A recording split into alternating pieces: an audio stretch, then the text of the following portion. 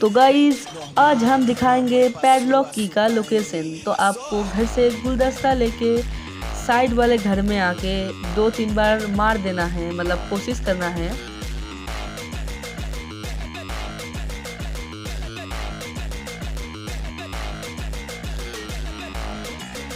उसके बाद जब गुलदस्ता अंदर चला जाएगा, आपको बाहर जाके स्क्रू ड्राइवर को उठा लेना है।